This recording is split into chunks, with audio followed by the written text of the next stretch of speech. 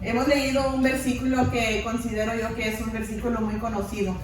Este versículo yo lo escuchaba mucho y todavía lo escucho mucho en predicaciones que a lo mejor se refieren, hacen referencia a que Cristo está tocando a la puerta del corazón, a lo mejor de alguien que es inconverso, alguien que no es salvo, para que abra la puerta de su corazón y para que Él entre al corazón de la persona y muere en él. Pero lo importante de la palabra de Dios, siempre que vemos algo, tenemos, como nos han dicho, ¿verdad?, aquí nuestros pastores, ver en qué se encuentra el contexto de los versículos. Y si vemos lo que está, los versículos antes y después, podemos encontrar que es algo totalmente diferente. El libro de Apocalipsis, capítulo 2 y capítulo 3, se encuentra una serie de cartas que el Señor le dio al apóstol Juan para escribir a 7 iglesias. Y estas iglesias eran, voy a poner algo así para hacer referencia, eran iglesias que existían en el tiempo cuando el apóstol Juan estaba escribiendo este libro. Y esta carta, este versículo que leímos, es la carta dirigida, es la última de las 7, y ahí arriba ven que tenemos las que están en puntos negros grandes, son las 7 iglesias. Y la del versículo del día de hoy es de la que está circulada en rojo, la iglesia de la ciudad de la Odisea. Y es una palabra, no son dos, porque hay una palabra que se dice Odisea, y lo digo porque yo estaba viendo, como dice un hermano por aquí, con el hermano Buco,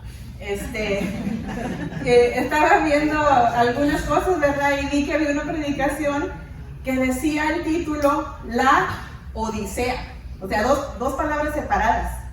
Y la predicación, pues ya no quise oírla, porque si vi que el título estaba incorrecto, ya no quise ver qué decía, ¿verdad? Pero en realidad las dos palabras separadas son diferentes, son dos cosas, es muy distinto a lo que la ciudad se llama. Para aquellos que quieren saber, eso, la Odisea quiere decir, la palabra Odisea quiere decir un trip, una jornada. Así es de que no tiene nada que ver con la carta de la Odisea. Bueno, vamos a otra vez, ¿verdad? Entonces, esta carta, este versículo que leímos, es la 7ª carta que encontramos en el libro de Apocalipsis. Y vemos que no es una iglesia ficticia, no es una iglesia simbólica, es una iglesia contemporánea, o sea, el tiempo de cuando estaba el apóstol Juan escribiéndola. Y me imagino yo, si vemos todo eso que está en el mapa, me imagino yo que esas no serían las únicas iglesias que existían en aquel entonces. Entonces el Señor tenía su motivo por escoger esas 7 iglesias. Y si vemos los temas de cada una, que no los vamos a desarrollar ahorita el día de hoy, vemos los temas que a lo mejor son de utilidad y son mensajes para la iglesia en general a través de la historia de la iglesia, ya sea de antes, en tiempos, ahorita o en el futuro. Entonces el día de hoy vamos a ver qué es lo que quiere decir el Señor con esta carta a la Odisea. Si podemos ver que leemos las demás, se los voy a dejar de tarea. Creo yo que a lo mejor este es el mensaje más duro, a lo mejor, de las 7 cartas. A lo mejor hay otras, ¿verdad? Pero este se me dice que estaba duro, no había nada de elogios, nada de alabanza. O sea, el Señor no tenía nada bueno que decir a la iglesia de Odisea. Y si es a la iglesia, ¿le estaba hablando a un inconverso o le estaba hablando a los creyentes? Se supone que a los creyentes, ¿verdad? Entonces este mensaje era para los creyentes y es para los creyentes. Y para entender un poquito de lo que el resto de los versículos, porque los vamos a estar viendo, a mí se me hizo muy interesante todo esto, a ver si no se aburre. A mí se me hace, I get real excited cuando algo está bien interesante. Si vemos el resto de los versículos, para entender, vamos a ver un poquitito de la historia de la ciudad de la Odisea. La Odisea, como vemos, es una de las 7 ciudades y era una de las más prosperadas. A lo mejor no la más prosperada, parece ser que había otra por ahí, pero si nos podemos imaginar qué es lo que tenía la ciudad, era una ciudad con gran centro comercial, mucho shopping, mucho para ir de comprar cosas de moda, de elegancia, de opulencia, bolsas, qué sé yo, vestidos elegantes, electrónicos. En el día de hoy, ¿verdad? Estoy pensando. También eran muy dados al medio artístico, mucho estrella de Hollywood mucha gente de caché, mucha gente importante que querían andar, la gente de la rubbing elbows, como decimos. Y también tenían afición para los deportes. Y por ahí se dice que había teatro. Y en aquel entonces, cuando una ciudad tenía un teatro, era un signo de lo grande, de lo importante de la ciudad. Pero aún con todo esto tenía otras cosas. La Odisea era muy conocida por fabricar prendas, telas muy finas, muy demandadas, de lana negra. Ahora, por lo que yo vi, yo estaba pensando, ok, ¿era lana que la pintaban o era lana de ovejas negras? Y cuando estaba viendo lo de las ovejas negras, no son muy comunes, pero de vez en cuando se da una, ¿verdad? En todo el rebaño blanco, y es esa ovejita que no encaja. Y ahí viene el dicho que si eres la oveja negra de la familia, ¿verdad? Y lo que estaba yo leyendo es de que esta lana que producían parece ser que era de ovejas negras que ellos cultivaban. Y hacían prendas muy finas. También era muy famosa por una escuela prestigiosa de médicos oculistas, médicos de los ojos. Y en esta escuela se había inventado dos cosas muy importantes. Una de ellas era un ungüento o una pomada, vaya. Y ese ungüento se ayudaba para enfermedades de los oídos. Y lo otro que se había inventado es algo que le llaman colirio. Un colirio son gotas para enfermedad de los ojos. Y de ahí venían unos médicos muy prestigiosos oculistas. Y lo último, por lo que estaba muy bien prosperada esta ciudad, era de que todo este movimiento obviamente producía mucho, pues lana de la otra, ¿verdad? No la lana para vestir, pero el dinero. Y eso dejaba que los ciudadanos y la ciudad eran muy prósperos, vivían en opulencia, vivían en cosas, opulencia quiere decir riqueza exagerada. Entonces en este ambiente se encontraba la iglesia de la Odisea. Pero así con todas sus cosas buenas, tenía una debilidad. Por tanto que tenían, les hacía algo que era muy vital, les hacía falta algo vital, el agua. No tenían sus propias fuentes de agua, ¿ok? Entonces se tenía que transportar. Entonces déjenlo eso en la mente porque después lo vamos a ver. Dice la palabra de Dios en el versículo 14, si van conmigo, vamos a leer el 14, 15 y 16. Dice el 14, y escribe al ángel de la iglesia en la Odisea, he aquí dice el amén, el testigo fiel y verdadero, el principio de la creación. Qué lindo, o sea, me impacta a mí esto porque se identifica el autor de la carta como el amén, el testigo fiel y verdadero y el principio de la creación. En otras palabras, no soy cualquier persona. Soy una persona que no es la comadre de enseguida que te va a dar los chismes o que te va a dar noticias o te va a pasar algo de terceras personas. Es un testigo fiel y verdadero, el Señor Jesucristo. El versículo 15 dice, yo conozco tus obras, que no eres frío ni caliente. Ojalá fueses frío o caliente, más el 16. Mas porque eres tibio y no frío ni caliente, te vomitaré de mi boca. Ouch. Tenía una compañera de trabajo que decía ella, cuando nos poníamos a hablar y que se ponían un poquito fuertes las palabras, decían, oh, ouch, them are fighting words. Aquí el Señor da palabra fuerte.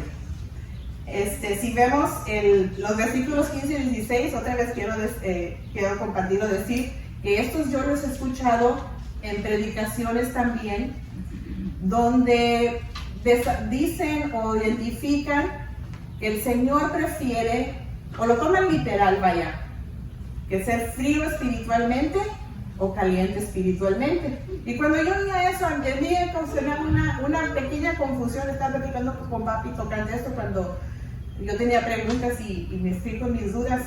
Y le dije, a mí me causaba a veces esa confusión. ¿Cómo es que el Señor quiere que seamos fríos? ¿Cómo está eso? No entiendo. Yo pienso que eso a lo mejor es algo erróneo o vamos a dar falsas esperanzas a alguien, ¿verdad? Pero ¿se acuerdan cuando les dije que la Odisea tenía un problema de agua? Ok.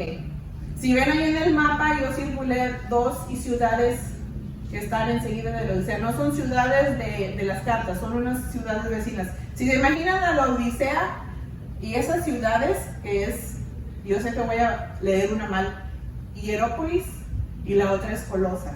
Imagínense, ¿cómo se dice? Hierápolis. Imagínense que es McAllen, esa es la Odisea, Far y Edimburgo. ¿Okay? Entonces la Odisea tenía que transportar su agua de sus ciudades vecinas. De una se transportaban aguas de manantiales frescos. Y esos manantiales frescos, uy, qué padre, el agua bien rica, bien sabrosa, un ando bien caloroso con sed y un agua fresca, cae muy bien. La otra transportaban aguas termales. El agua termal, pues es agua caliente. Y esa agua se utilizaba, pues en aquellos tiempos de una ciudad como esas de opulencias para hacer los baños, ¿verdad? Bien relaxing en los, ¿cómo se llaman esos? Los hot tubs. Y también si podemos ver el uso práctico del agua caliente, muchas veces se usa para desinfectar, para traer alivio. Cuando veo películas que siempre que van a hacer algo de médico, que no está el doctor y que alguien va a hacer algo, siempre piden que really hot water, ¿verdad? Agua caliente, porque su utilidad es medicinal. Y esto me recordó a un tiempo que mi esposa y yo fuimos de vacaciones a una ciudad que tenían aguas termales. Y pues pudimos entrar en ellas y sí funcionan, ayudan con los dolores musculares. Pero el problema es de que cuando nos fuimos al hotel y ya nos dimos un baño y dejamos la ropa y no la lavamos el siguiente día, cuando se pone esa agua termal, cuando pierde su temperatura, huele muy feo. No está nada agradable.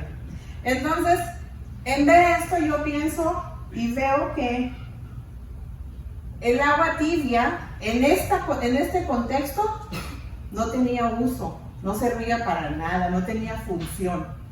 Entonces el ser tibio espiritualmente, aunque se oye fuerte, es lo que está diciendo el Señor. Si somos tibios espiritualmente, no tenemos función. Porque lo que pasa es, si hablamos de frío, de fresco, no podemos, si somos tibios, no tenemos esa frescura para darle a la persona que necesita ánimo, o a lo mejor una palabra de aliento, o a lo mejor algo para, ¿cómo dice la palabra en inglés? To invigorate. No tenemos ese uso. Si no somos calientes, pues no podemos proveer algo de palabra que dé una sanidad al espíritu o un consuelo. ¿Okay? Entonces, cuando Cristo dice, te vomitaré de mi boca, lo lindo es que está dando como una advertencia. No ha vomitado a la persona, está diciendo, te vomitaré. En otras palabras, todavía tenemos oportunidad, te estoy dando una advertencia que esto es lo que va a pasar. Y el vomitar, cuando Cristo dice eso, me imagino, me acordé de esas ropas que estaban feas, dije, pienso yo que el Señor le causó náuseas ver lo que estaba sucediendo con los cristianos allí en la Odisea. Y es por eso que Él dice, te vomitaré de mi boca. Y eso qué fuerte, ¿verdad? Está eso. Entonces, el ser frío o caliente no quiere decir que we're cold in the spirit. No, es que no tenemos el uso que el agua fresca tiene. Entonces me pongo a pensar yo, ¿qué es lo que miraría el Señor que le ocasionó ver, o ocasionó decir que son tibios esos cristianos en la Odisea? ¿Sería que no están dando fruto? ¿Sería que, y no estoy hablando del fruto que dice, del fruto del Espíritu, o sea, a veces que estamos en nuestra vida cristiana y tenemos muchos años en el trayectorio y no podemos producir algo de fruto, algo de impacto que hemos hecho en la vida de alguien más? O en la misma iglesia. Sería que a lo mejor los miraba muy, como decimos ahí, wishy-washy, que muy fáciles para desalentarse o desanimarse. Si venimos y nos dicen, ay, pues, no cantaste muy bien hoy, y ya con eso tenemos para no querer cantar otra vez. O pues que alguien no nos saludó, o que alguien dijo una palabra, no sé, a lo mejor no nos cayó bien lo que dijeron. ¿Sería eso lo que veía el Señor? ¿O sería un conformismo espiritual? Un conformismo espiritual es una indiferencia por las cosas de Dios. O sea, venimos a la iglesia, cantamos, alabamos, levantamos las manos, oramos, pero no, ya cuando salimos de esa puerta ya no hay nada más que hacemos. That's it. ¿Sería eso lo que miraba? O a lo mejor era una iglesia que pues impactaba a la comunidad, porque hoy en día está muy de moda el activismo en la iglesia. Eso de activismo quiere decir que hacemos cosas para el bien de la comunidad, por el fin de a lo mejor atraer almas, pero se nos olvida el propósito. ¿Ok? Y eso es muy peligroso. Estaba yo leyendo un artículo el otro día de una iglesia, y no traje el artículo para leerles un sinopsis, pero de una iglesia en Nueva York, que este artículo se escribió en el 2019, la iglesia activista de Nueva York. No es necesario creer en Dios para que tú vengas. ¿Ok? Imagínense ustedes, hermanos. Y esa es una iglesia, y me imagino que así hay muchas. Entonces, ¿qué es lo que estaría viendo el Señor? ¿Qué es lo que estarían haciendo? ¿Qué es lo que estamos haciendo nosotros? ¿Qué es lo que va a ver el Señor en nosotros? Lo importante es no perder ese enfoque que el Señor quiere que nosotros tengamos. El deseo de buscarlo, escudriñar la palabra, de servirle. Vamos al versículo 17 a ver qué dice. Esto se pone interesante aquí. Dice, porque tú dices, yo soy rico y me he enriquecido, y de ninguna cosa tengo necesidad, y no sabes que tú eres un desventurado, miserable, pobre, ciego y desnudo. Otra vez, ouch, ouch, and ouch. Todas las palabras que el Señor dice. Lo interesante aquí es que es como una, sí, en la escuela, como cuando era maestra, hacíamos algo que se dice T-chart, para comparar cosas, ¿verdad? Hacemos un así, dividimos dos partes y empezamos a hacer una comparación. Y vamos a comparar aquí cómo se miraban los hermanos de la Odisea y cómo los miraba Cristo. ¿Verdad? Dice la palabra de Dios, dice Cristo, tú dices, yo soy rico y me he enriquecido y de ninguna cosa tengo necesidad. Lo interesante es, hermanos, que este versículo yo lo he escuchado mucho para hablar de cuando perdemos el enfoque en Cristo porque tenemos riquezas o bienes materiales. Pero la verdad es que Cristo no se está enfocando, el Señor no se está enfocando en eso, se está enfocando en otra cosa. Vamos a desmenuzar un poquitito eso. Dice, yo soy rico, me he enriquecido, de ninguna cosa tengo necesidad. El Señor se está enfocando en la actitud de los hermanos. Eso de yo, el yo, ay perdón ya, el yo, podemos quitar la palabra rico y podemos poner cualquier otra cosa. Yo soy, no sé, la mejor cocinera, yo soy la que limpio mejor la iglesia, yo soy el que predico mejor, yo soy el que he sufrido mucho por la causa de Cristo y mírenme ahora, yo soy, ¿verdad? Me he enriquecido. Eso denota una actitud de que lo hice por mis propias fuerzas y mis propios méritos. Esa actitud la vemos mucho y no nada más en la iglesia, en el secular, ¿verdad? Bastante en el secular, de que cuando uno, se dice en inglés, from rags to riches, que empezamos de nada y pues trabajamos duro y ya tenemos esa actitud que pues yo hice esto, yo estudié, yo trabajé, yo me quemé la ceja, qué sé yo, ¿verdad? Entonces eso es lo que estaba Cristo señalando, esa actitud, no necesariamente que tenían riquezas. Y lo último que decían es, de ninguna cosa tengo necesidad. Una actitud de autosuficiencia. Autosuficiencia quiere decir que no necesitamos nada de nadie ni del Señor. Y eso es una actitud, pues, muy peligrosa, porque no estamos hablando de personas que a lo mejor son borrachas, drogadictas, de rateras, o que sabemos que son mentirosas, ¿verdad?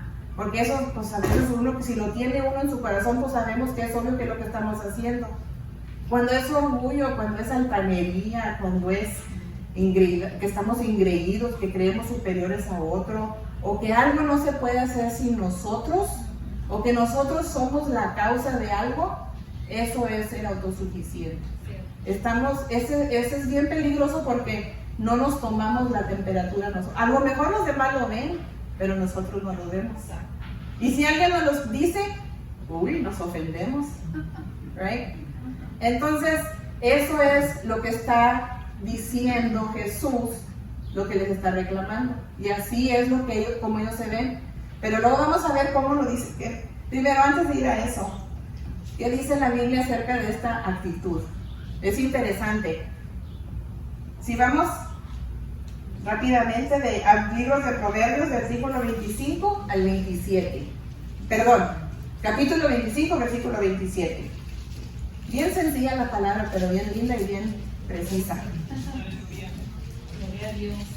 Si alguien que lo encuentre, lo puede leer. Pero Proverbios 25, 27. ¿27? Sí, capítulo 25, versículo 27. Comer mucha miel no es bueno, ni el buscar la propia gloria es gloria. Hoy nomás.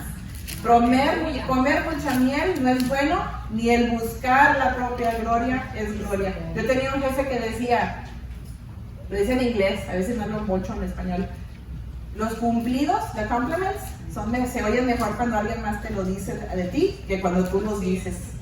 Right? Así es esto. Buscar tu propia gloria no es gloria. Mateo 23, 12 dice, porque el que se enaltece será humillado y el que se humilla será enaltecido. Y ahora en Proverbios 26, 12, ¿has visto hombre sabio en su propia opinión? O sea, ingreído que se cree que es so smart o que lo puede todo, que lo sabe todo. Más esperanza hay en quién? En el necio que de él. Ok, son palabras fuertes, ¿verdad? Pero bien precisas. Entonces, ¿cuál es la actitud que como cristianos debemos de tomar cuando el Señor nos usa de una manera o tenemos algún talento o ayudamos? Mi papá me daba un ejemplo, a veces usted me ayuda si la riego, ¿verdad? Mi papá me daba el ejemplo así, es como el policía de rancho. Dice que es policía de rancho, que cuando lo nombran policía agarra cualquier quijada y se la mete aquí y ya se cree la cosa. Así, y eso quiere decir que a lo mejor nos dan algo para hacer, para ayudar, a lo mejor somos el ayudante, no sé, del presidente y ya nos creemos que we're the big thing, right? Porque tenemos estas responsabilidades. También estábamos platicando también y me recordaba de un hermano que también la vanagloria, hermanos, viene de cuando hay escasez, no nada más cuando hay opulencia y riqueza. Porque me estaba recordando de un hermano que se enaltecía mucho de toda la trayectoria del sufrimiento en su vida y cómo es que el Señor como me usaba cuando había escasez. Y el enfoque se fue de ayudar, de hacer la obra de Dios, a mírame cómo lo que yo hago. Y sí me acordé cuando estaba platicando conmigo. Entonces, ¿cuál es la actitud que quiere el Señor que tomemos? Dice la palabra de Dios, Romanos 12:13.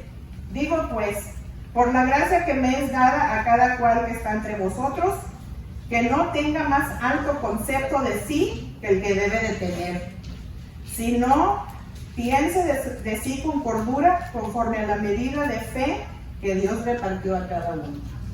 Entonces es muy diferente, ¿verdad? Las prédicas que yo he escuchado, que es porque, y muchas de ellas, cuando yo estaba escudriñando, todo salía casi mensaje hacia la riqueza, los bienes, pero eso no es el mensaje a la Odisea. Ahora vamos a ver cómo Cristo los veía, ¿verdad? Ellos se miraban ricos, se miraban bien enaltecidos, bien. Cristo, ¿qué dice Cristo? Dice, tú eres desventurado, miserable, pobre, ciego y desnudo.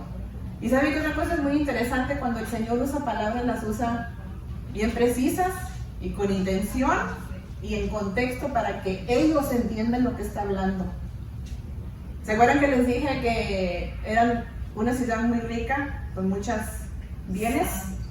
Y una persona con muchos bienes tiene muy buena fortuna. Es muy bien, tiene mucha gente piensa que en la fortuna hay felicidad. Entonces el ser desventurado es que no tienes fortuna buena.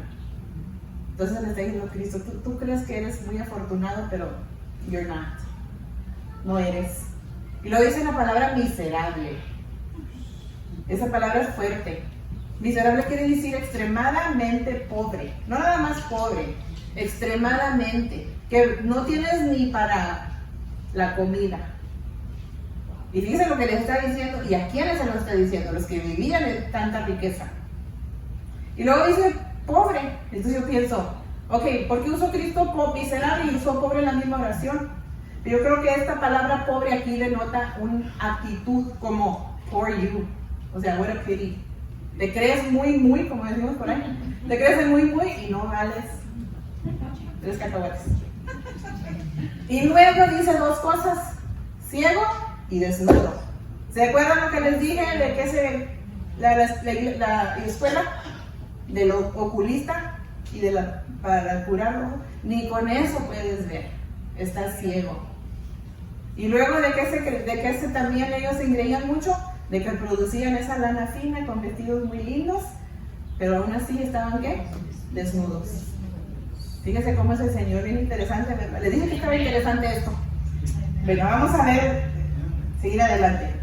Dice el 18, aquí viene el consejo que no es un consejo, es un mandato severo, pero a la vez un consejo tierno. Dice Jesús, dice el Señor en el 18, por tanto yo te aconsejo que de mí compres oro refinado en fuego para que seas rico y vestiduras blancas para vestirte y que no se descubra la vergüenza de tu desnudez y unge tus ojos con colirio para que veas. Y saben una cosa, se me pasó a hacer esto y lo voy a hacer solamente para que tengan un contexto. Esta parte que les estoy enseñando donde está la iglesia de la Odisea era en un área Asia Menor, en el territorio romano, y si ahorita quieren saber dónde está esa área, si buscan un mapa ahorita contemporáneo, es aquí en el país de Turquía. Ahí donde está Turquía, ahí es donde está todo eso, ahí en el rojo. Ok, eso, nada más a ver si puedo hacer esto. Ahí está. Es esa área donde está el país de Turquía. Se me había olvidado, nada más regresé para darles ese. Entonces, aquí en el versículo 18, otra vez con precisión habla el Señor y se refiere, rico, si de veras quieres ser rico, ven a comprar ¿de quién? De mí. Y no cualquier cosa. ¿Qué dice que compren? Ok, oro refinado, pero ¿en qué? Ok, otra vez en el contexto que ellos entienden. Acuérdense que dije que la opulencia, la riqueza en exageración, la opulencia siempre tuvimos también privilegio, mi esposo y yo, de viajar y ver unas iglesias de, como dicen por ahí, ¿cómo dice? Popular, iglesias populares, y que hay mucha opulencia, y la opulencia siempre viene como fachadas de oro. En aquel entonces, a lo mejor también ahorita se usaba, se refinaba el oro con fuego para cuando llegara a cierta temperatura, todas las impurezas se subían a la superficie y you can get rid of las quitadas. Entonces el Señor así quiere con nosotros, refinarnos con oro para que nuestras impurezas salgan y quitarlas de un lado. Lo otro que dice, vestiduras blancas. ¿Qué producían ellos? Su lana negra. Esa lana, aunque sea muy fina, de nada servía, no cubría la desnudez. Y las vestiduras blancas que nos ofrece el Señor son vestiduras de justicia, de paz, de santidad. Amén. Algo que de veras dura en la eternidad. Así es. Gloria a Dios. Y luego también dice, para que no se descubra la vergüenza de tu desnudez. Con todo lo que tú tienes, como quiera estás desnudo. Otra vez ahí va, lástima de ti. Y luego por último, ¿qué les dice también que pueden comprar? Unge tus ojos con colirio para que veas. Ahí está otra vez, ese colirio que tú tienes no te está quitando la ceguera espiritual porque no ves lo que estás haciendo. No te estás percatando de cómo estás viviendo. Y me pongo a pensar yo, ¿por qué dice el Señor compres? Porque dice la palabra compres. Si lo que el Señor nos da es gratuito. Pero si vemos en Isaías 55, versículo 1, dice la palabra de Dios, a todos los sedientos, venid a las aguas, y los que tienen dinero, venid, comprar y comer. Venid, comprar sin dinero y sin precio, vino y leche. Como que parece que se está contradiciendo, pero no se está contradiciendo. Quiere decir que no tenemos que tener dinero. Es más, dice esto porque lo que Dios ofrece, no hay nada de riquezas que lo pueda comprar. Para empezar. Aleluya. Gloria. Segundo, lo que Dios ofrece, Él no tiene necesidad de que nosotros le demos algo. Él no tiene ninguna necesidad de recibir a barter system de nosotros, intercambiar. Él nos lo va a dar por su gracia, por su amor. Amén. Así es. Y por último, esto es lo más precioso, hermanos. Lo que Dios ofrece ya está pagado Amén. con la sangre preciosa de Cristo Jesús de la cruz. Gracias, Señor amado. Y con eso ya no hay necesidad de nosotros comprarlo. Versículo 19. Yo reprendo y castigo a todos los que amo. Sé pues celoso y arrepiéntete. Este versículo da esperanza porque no todo está perdido. Porque nos está diciendo qué es lo que tenemos que hacer para poder quitarnos esa tibieza. Aunque se oye, yo te reprendo, it's good. Porque Dios tiene un amor, sí es un amor severo, pero es un amor justo. Es un amor que nos corrige y siempre nos da la salida. Siempre. Si no la tomamos, eso ya es porque nosotros decidimos no tomarlo. Hace una exhortación urgente que tomemos acción. Y eso es, arrepiéntete. Y el proceso de arrepentimiento empieza, primero que nada, cuando reflejamos y tenemos que reconocer lo que estamos haciendo, lo que estamos, ese orgullo, si lo tenemos arraigado en nuestro corazón, si tenemos esos sentimientos de que a lo mejor somos nosotros por la cual Dios hace lo que hace, eso no está bien. Primero tenemos que reconocer, tenemos que ver que somos ciegos. Mi papá tenía un amigo allá en la iglesia donde crecimos que era ciego, pero ya falleció el hermano.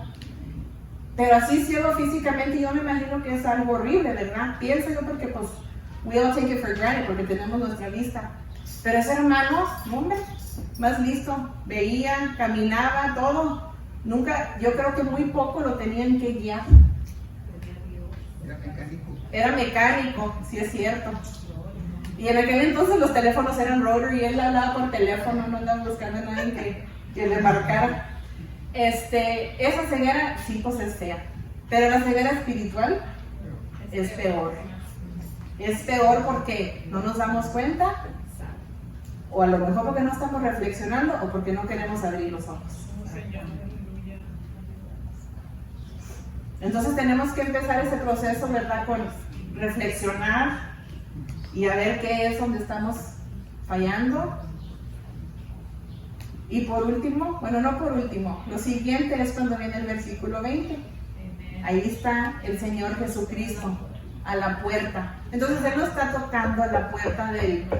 Esto no es tocar la puerta del inconverso, es tocar la puerta del creyente que está dormido, que estamos en tibieza, que estamos con esa actitud de altanería, de orgullo, de superioridad. Él está tocando esa puerta porque nos quiere dar esa oportunidad. ¿Y por qué el corazón? ¿Por qué la puerta del corazón? Dice la palabra de Dios que donde está tu tesoro, ahí está tu corazón. Lo que abrimos de nuestra boca sale del corazón. Y dice mi papá, la otra vez que predica en la manzanita, que allá en aquel entonces, ese corazón pecaminoso.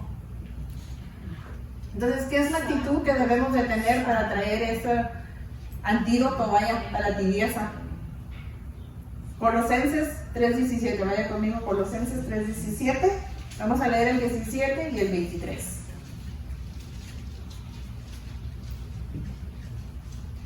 Dice el 17. Y todo lo que hacéis, sea de palabra o de hecho, hacerlo todo en el nombre de Sara. Del Señor Jesús. Hacerlo todo en el nombre del músico, del pastor. No. En el nombre del Señor Jesús. Dándonos gloria a sí mismo o dando que gracias a Dios Padre por medio de él. Colosenses 3:17. El 23, y todo lo que hagáis, hacedlo ¿de qué? De corazón, como para el Señor y no para los hombres. Hay una pintura, pues no sé si sea famosa, pero es una pintura de un artista. Lo voy a poner aquí. Él hizo la ilustración de este versículo que dice: he aquí yo estoy a la puerta y llamo. Si alguno oyera mi voz y abriera la puerta, entraré a él, cerraré con él y él conmigo. Esta es la ilustración. Parece un santo, pero debe de ser Cristo.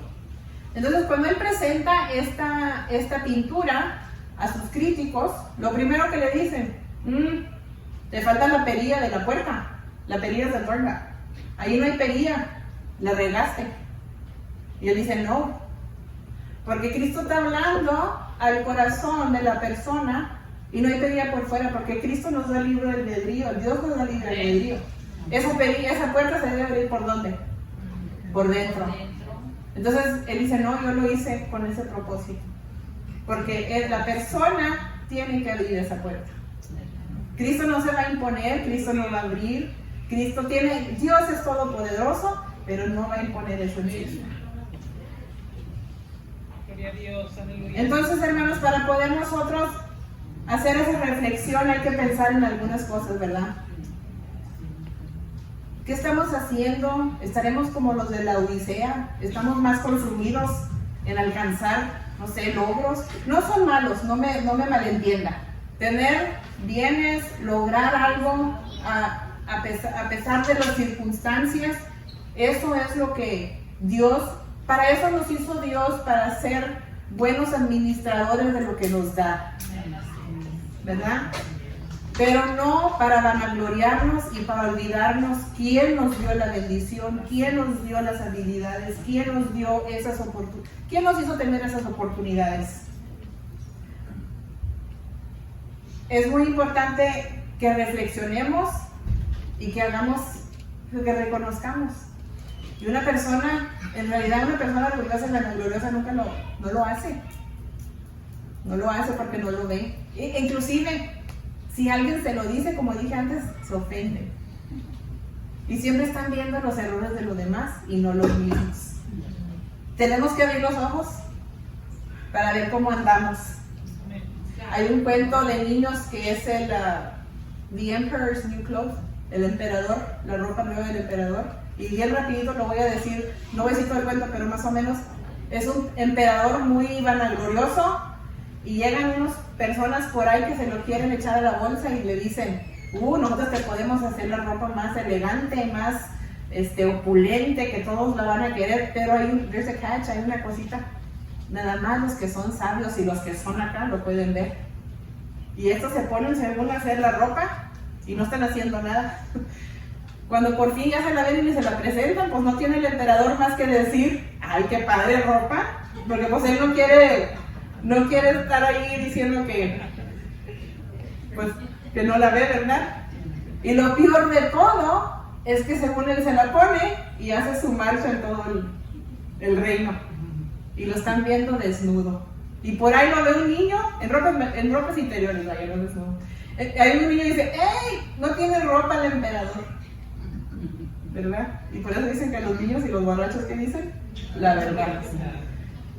No seamos como ese emperador, hermanos, que no queremos ver. Y por último, 21 y 22 dice: la promesa del Señor: al que venciere yo le daré que se siente conmigo en mi trono, así como yo he vencido y me he sentado con mi Padre en su trono. El que tiene oído, oiga lo que el Espíritu dice a las iglesias. Entonces, tenemos, como dice, cuando uno se enoja tiene dos trabajos. Cuando reconocemos que estamos llenos de esa actitud, o a lo mejor lo tenemos y a lo mejor no está muy arraigado, pero de repente tenemos esos pensamientos, pues tenemos dos opciones. Una, pues seguimos con el orgullo, no nos deshacemos de él. Pero ¿saben qué va a pasar? El Señor va a ser el que nos los va a quitar. En Levítico 26, 19 y 20 dice: y quebrantaré la soberbia de vuestro orgullo y haré vuestro cielo como hierro y vuestra tierra como bronce.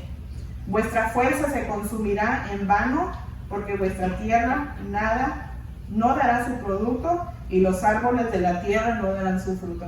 O sea, todo lo que tú crees que estás haciendo, de nada te va a servir, porque yo lo voy a quitar. Porque ese es el rey, el Dios soberano que servimos. Aleluya. La otra opción es humillarnos ante nuestro Dios por nuestra propia cuenta, que porque Él nos da libre albedrío, porque queremos nosotros reconciliarnos, queremos quitar esa tibieza, queremos que nos refine como ese oro por fuego, para poder vivir como Él a su voluntad, para poder ser refrigerio a otros que lo necesitan, para poder ser un espíritu, que podemos tener ese espíritu de calor, que podemos ayudar al alma afligida. Dice la palabra de Dios en 1 de Pedro 5:6. Si somos nosotros con nuestra propia cuenta, miren lo que dice: humillados pues bajo la poderosa mano de Dios, para que Él os exalte cuando fuere su tiempo. No para que yo me exalte siempre que yo hago algo, para que Él nos exalte. Están muy calladitos, hermanos. Pues vamos a dar glorias y gracias a Dios, porque su palabra, esta es la palabra que traigo para ustedes, y ojalá que podamos nosotros reflexionar y preguntarle al Señor qué es lo que tenemos que hacer para poder que nos limpie, que nos reciba. Pues eso se pide y vamos a orar. Aleluya.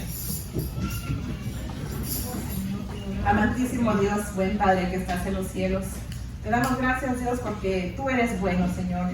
Gracias, Padre, por tu palabra. Te doy gracias, Señor, porque la palabra de hoy ha sido algo que tú has dado. Pido, Señor, que nos ayudes a reflexionar, a limpiar nuestros corazones, a, Señor, siempre recordarnos que tú eres el autor y el dador de nuestras fuerzas, el autor y el dador de todas nuestras capacidades, y todo lo que hacemos es por tu gracia, Señor, y por tu voluntad, y nunca perder eso, Señor. No queremos ser tibios, no queremos ser cristianos que te causen náuseas, sino que cristianos, Señor, y siervos tuyos que exaltemos el nombre de Dios en alto, en todo lo que hagamos, en todo lo que digamos y en todo lo que ejecutamos, Señor, en tu nombre. Gracias por todo, Señor, y en el nombre de Cristo te glorificamos, te alabamos y bendecimos tu nombre. Amén. ¿Cómo estamos, hermanos? ¿Cuánto tiempo tienes aquí, Sara? Años, 2 años. ¿Cuántas veces has predicado? 2. 2 veces. ¿Este es tu third time? No, ya no se puede volver. ¿De dónde eres? Nomás quiero de hacer algo que un énfasis. Esto es lo que hace el Espíritu de Dios. Gloria a Dios. Es lo que hace el Espíritu Santo. La segunda vez que predican, tercera vez que predican, y qué excelente mensaje de Dios. Bien preparado, bien preparado. Excelente mensaje. Dios usa a quien se deja ser usado. Y Dios se manifiesta de manera maravillosa cuando uno deja que Dios se manifieste en su vida. Pues siempre hablamos con Sara de Dios, siempre con la alegría que nos da de ver cómo va creciendo. Cuando conocemos que éramos niños, ¿verdad? Pero como quiera, yo sé que nunca ha estado activa en una iglesia como lo ha estado aquí últimamente. Y me alegra porque no más por ella, por muchos que están aquí crecieron también en el Señor. Y lo lindo es que el Espíritu de Dios está obrando en la iglesia. Es el Espíritu Santo que hace eso. No es uno, es el Espíritu de Dios. Cuando uno le da la oportunidad al Espíritu de Dios que haga eso, cuando damos la oportunidad que Dios haga, empiece a obrar. Y qué mensaje tan hermoso, tan lindo, bien preciso, bien directo, muy bueno. Sara, muchas gracias. Dios te bendiga mucho. Todos vamos a recibir ese mensaje de parte del Señor, porque es de parte de Dios, ¿verdad? De parte del Señor ese mensaje para todos nosotros, y hay que realmente poner atención siempre cuando Dios nos habla, en diferentes maneras el Señor nos habla. Ahora, me gustó mucho lo que dijo, que es cierto, no diciendo que lo que dice cuando me gustaría que fuera frío o caliente, no está diciendo que está malo el frío o el caliente. El frío es bueno, caliente es bueno, lo que no es bueno es lo tibio. El tibio es lo que no está bueno. Frío es bueno, caliente es bueno, pero el tibio no es bueno. Que Dios nos ayude a poder ser fríos o calientes, Aquí no gusta tomarse una coca fría. Aquí no gusta tomarse un café bien caliente. A mí no, me gusta tibio el caliente, ¿verdad? Pero, o sea, una sopa caliente o algo. Es bueno, lo caliente es bueno, lo frío es bueno, pero lo tibio, No me gusta el café. que todos podamos entender que el Espíritu de Dios nos revele a todos individualmente lo que acabamos de escuchar hoy, porque es algo muy importante de parte del Señor, de parte de Dios. Pónganse de pie, vamos a hacer una oración, vamos a despedirnos ya.